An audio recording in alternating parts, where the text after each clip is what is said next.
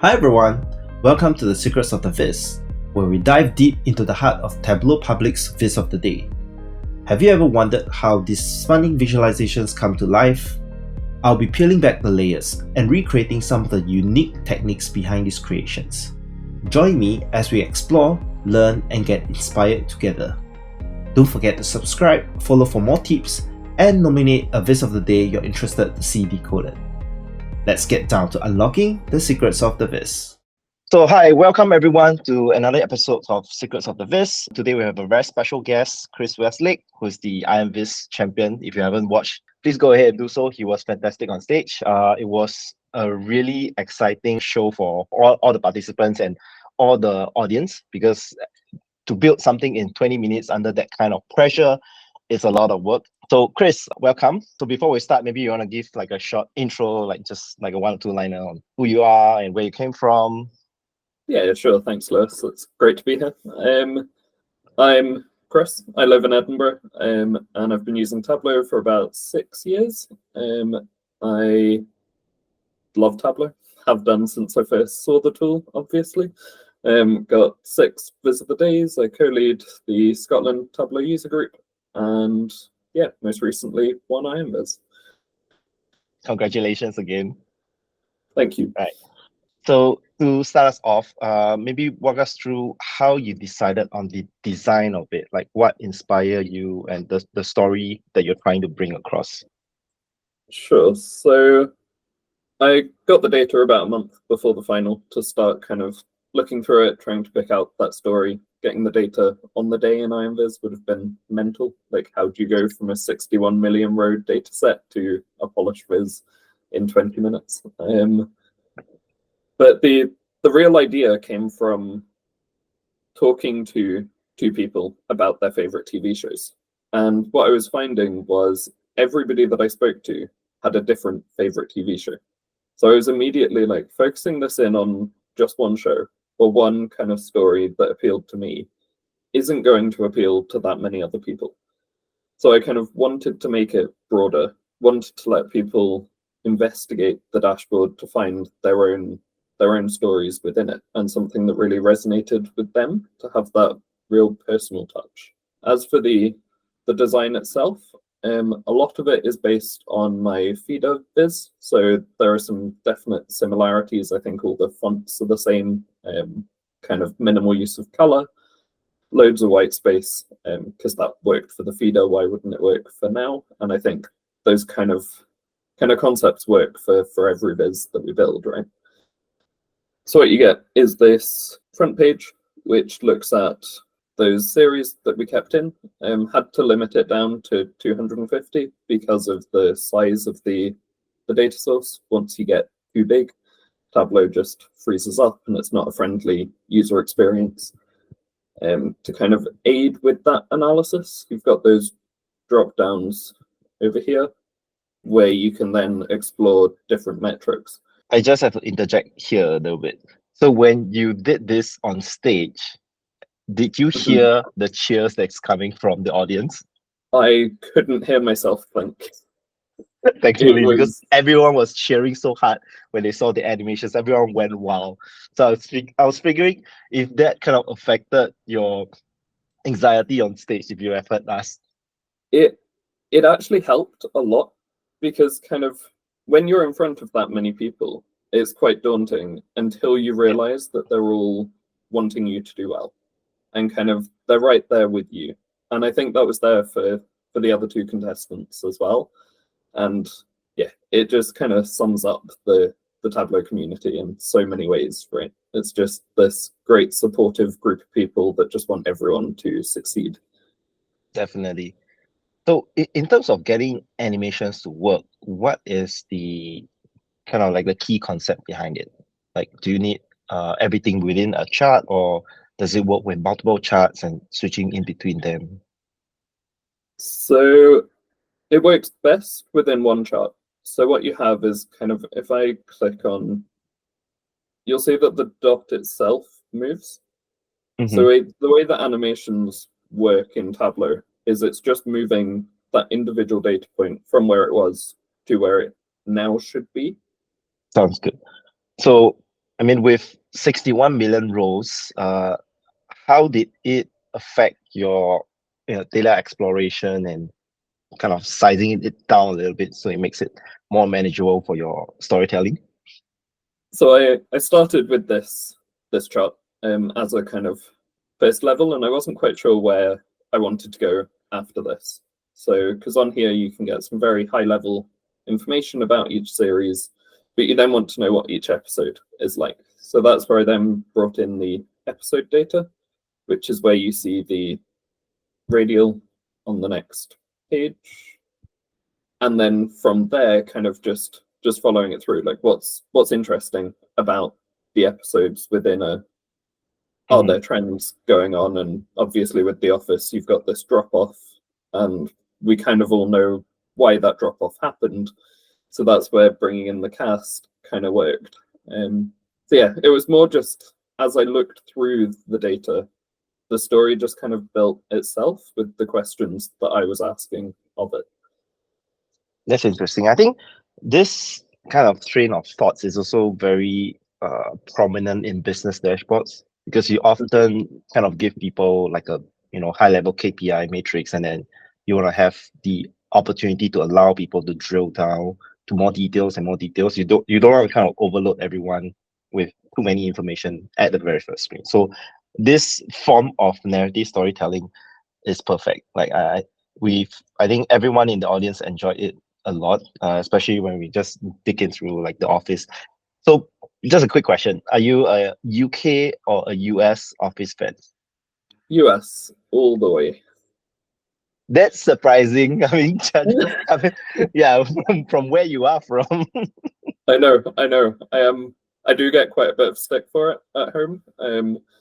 But yeah, to me the US version just has everything. And yeah, the humor is also a little bit different. Like yeah, UK completely. is more on like a dry humor style, Yeah. and like US is more like slapstick, I would say. Which I guess is kind of the cultures, right? I feel like the UK is a much more dry sense of humor. Yeah, But that is true. So yeah, this chart is very impressive. So can you walk us through how exactly you can create this? a lot of data prep. So what's going on here is you've got a load of map layers going on.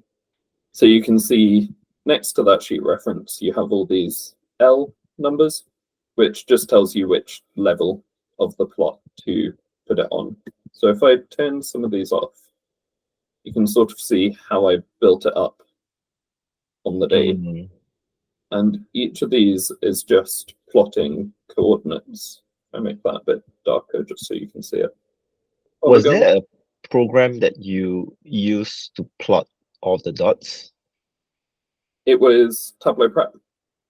So I I started with a post-it note of what I wanted it to look like, and then just played around with coordinates. I think the Flailages have a great blog on the big bad radial bar chart, I think it's called. Okay. And that was really the start point, because that's essentially all you have. You're just using the end point of the bars rather than drawing the whole line. When I was first using Tableau, I heard somebody say that they're a data artist, but Tableau's their favorite brush. And if Tableau is just a brush, then a blank sheet is just a canvas, and you should be able to draw whatever you want on that canvas. And map layers like really enhances that experience. The other thing that we kind of saw you do on stage was you have all these naming conventions of all your calculated fields, and you were kind of dragging it off a notepad. Yes, yeah. So can you just show us quickly how you actually do that? Because I know in previous IMVis competitions, they had some of the participants actually use that as well.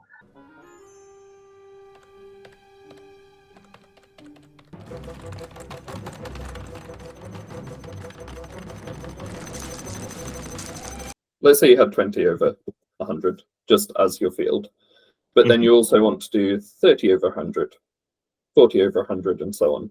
rather than creating that 20 over 100, and let's call it, so you could call that 20%. And then you'd have to duplicate that, edit that calculation, rename it, and all of that, and change it over. What you can actually do is add in a comment just above the line and call that 20. And then if you copy this just below, you can just edit that really quickly to get all of your different versions of the calc. And then when you highlight it and then drag it onto the list of fields and let go, it creates that field for you with that name that was in the comment. So it uses the command to create the name of it. Yeah, exactly. But this is a fantastic trick. Like, there's so much use case for this. Like, especially when you're building. I think, like you mentioned in work, when you're building dashboards with the same matrix over and over again, it's completely quite a time saver. Yeah. Yeah. I'll probably add this together with my list of like formatting the workbook and setting the default number format. So those are like the best things to do whenever you start a new project. They are. They're so hard to do as well, though. Like you start a new project and you just want to start building. It's like, yeah, formatting is the last thing on your mind. You'll also notice all of the calculated fields have a number next to them. I think there was something like 30 calculated fields that I was dragging on with that Lindsay Poulter trick. So that was just to help me keep track of where I was. So while I was doing it on stage, I was saying 1, 2, 3, 4. Yeah, when we saw you pulling all the fields from the notepad, it was like, wow, you have a lot of and back then we didn't know what you were actually building. And then when you started, like we were like thinking, why did Chris require that many calculated fields? And then when you start pulling everything together to form this radial scatter plot, and everything just makes sense to us. So the last thing, I know dynamic zone visibility is like your favorite thing to do. It is my favorite to do as well. So what are the tricks or like advice you will give people when starting to kind of play around with dynamic zone visibility? Yeah, it's such a great way of like speeding up your build and simplifying how the workbook looks at the end. Kind of before dynamic zone visibility, this would have been a workbook with 4 or 5 different dashboard tabs, and then it just becomes harder to maintain. I think when you build a dashboard that uses dynamic zone visibility, you really need to build it all in the view so that you can see everything at once and then start removing those bits kind of one by one, which I do in the final. I bring everything in so it looks a complete mess. And then you can really control which bits drop in and out at what times. I also drew it all out. So I've got post-it notes again of how each page needed to look. So then putting those all next to each other physically on my desk kind of really helped with where to drag stuff and what needed to disappear when. That's a pretty interesting idea. I remember when I was studying my master's in data visualization, we started off with post-it as well when we are kind of brainstorming how we want a visual, like the entire narrative piece to look like. I think sometimes you need to fall back on the basics. I mean, you could argue that you can kind of have that in Figma or like any other mockup tool, but sometimes nothing beats a pen and paper. Yeah, completely. It's where I always start, and yeah, it's great. It's familiar, and you can kind of change it quicker and easier as well, I find. Sounds good. So lastly, before we kind of end this, anything that we should be looking forward to like are you planning anything huge in the coming months or?